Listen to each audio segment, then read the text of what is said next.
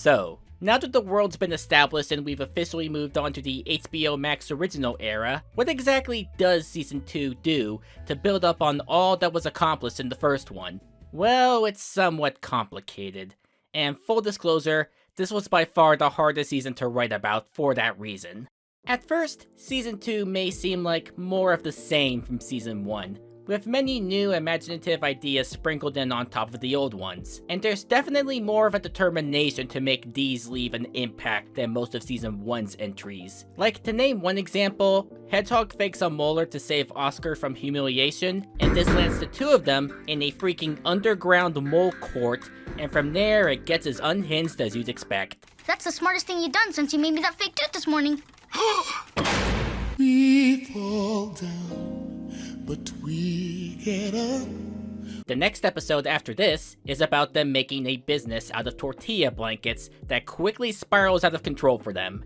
Hey, lazy kids! Where's our towels? Yeah, there's a handful of stories that get more insane than before. On the other end of the spectrum, there's another episode full on tackling Oscar's relationship with his dad, showing they barely have any common ground and thus struggle to really talk to each other. Why are dads so hard to talk to, Hedgehog? Maybe we don't know them that well? He's my dad. Of course I know him. He has a job, likes to read chapter books, and has to drink coffee every morning. What else? Only for a medieval adventure through Oscar's favorite book series Dungeon Dug to be more of a bonding experience than they could have anticipated. This is a great one too, because the way they bounce off each other feels so true to distant child-parent relationships, particularly how it clearly portrays both of them meaning well. And this setting provides an effective lens that gives some excitement to balance out the quieter personal moments. This reminds me of when you used to take me to the boats at the park. And afterwards, you always wanted banana splits. Yeah, because the boats were yellow like bananas. This show really does know how to play with tone. But for the most part, there's actually a lot more going on despite the season being half the length of the first. And it's not like there's a big tone shift or anything, thank God, but there's definitely a more forward-thinking mentality going on. Notably, how it moves forward with the established arcs. And this is where I'm going to mention some plot threads and characters that I didn't have the time to address in Season 1. See, there's this recurring thing where Hedgehog was secretly taking magic lessons from Betsy, and even earns a wand in one of the final episodes. But upon finding this out, Susie angrily confiscates it from her, which by the way is the note the season ended on. The first episode of this season directly follows up on this, with Susie insisting to the Island Council that Hedgehog shouldn't be trusted with such raw power, particularly citing this one loose cannon from her past named Mildred.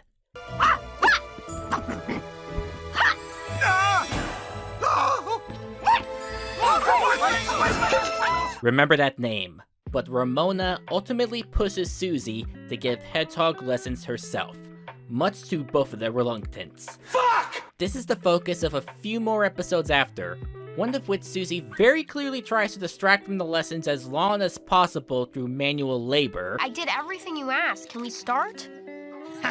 And another where Hedgehog is pushed to her limits when trying to have a coven sleepover at the witch's old school.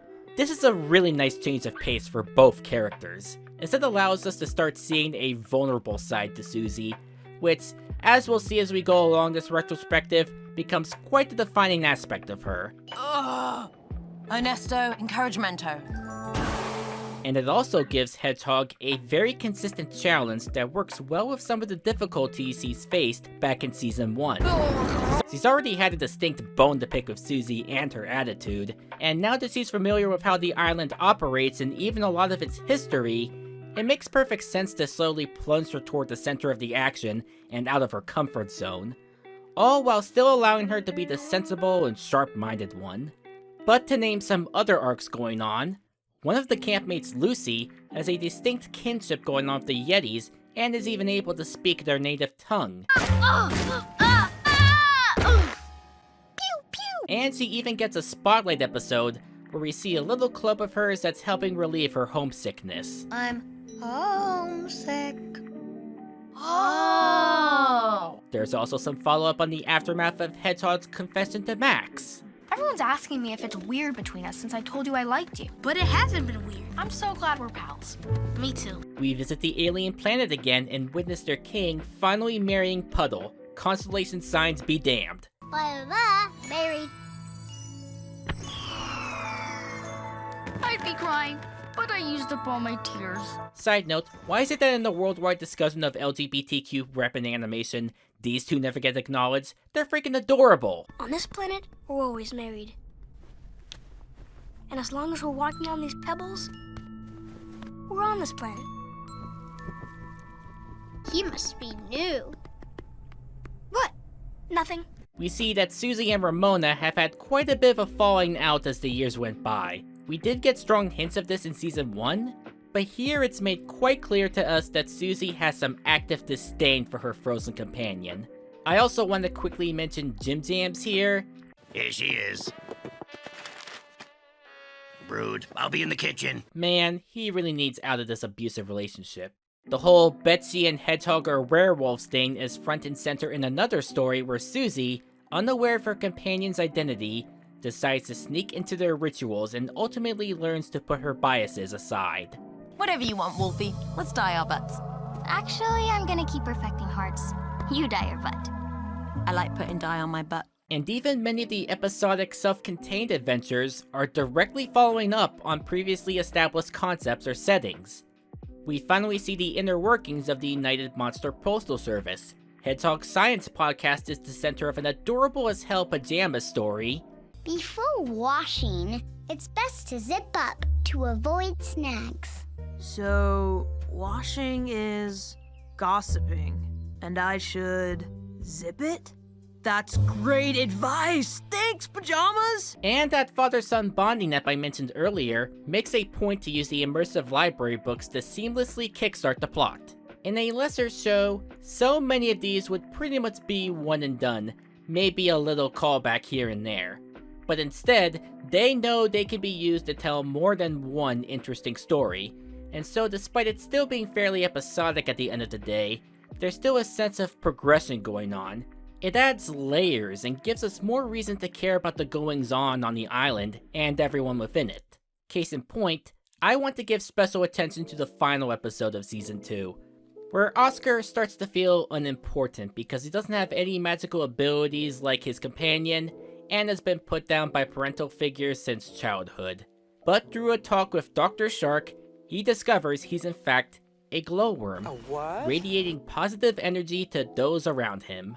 That's what glowworms do in the magical world. They bring magic where there isn't any. In fact, no one can do magic without people like you. Wow. It puts his role in the show in a better perspective other than just as the naive screw-up going on wacky adventures, and gives us more motivation to follow what even he's up to. Everyone really has something going on here. I think the artistry reaches a higher standard here as well, with more varied and immersive backdrops in particular. There's the sense that, now that the artist had the time to get acquainted with the world and characters, more of their energy could be spent adding more detail into everything. And sure enough, this will only get better and better with each passing season. Though I will say, and I don't know if this is a storyboard artist thing or what, but there are episodes where the character models start to look real distorted. Hedgehog, what is going on with your body? Overall, yeah, Season 2 is about the natural evolution you'd expect given all that's been established. By now, 60 episodes in, we've explored pretty much everything this fantasy setting has to offer. The characters' individual roles are now firmly set, and the art department seems to have found their full footing on how to bring everything envisioned beautifully to life. So, where do they go from here? Well, as you'll see next time, the answer might surprise you. But believe me when I say, we have not yet reached the peak of the mountain, and it's only going to get more all out from here.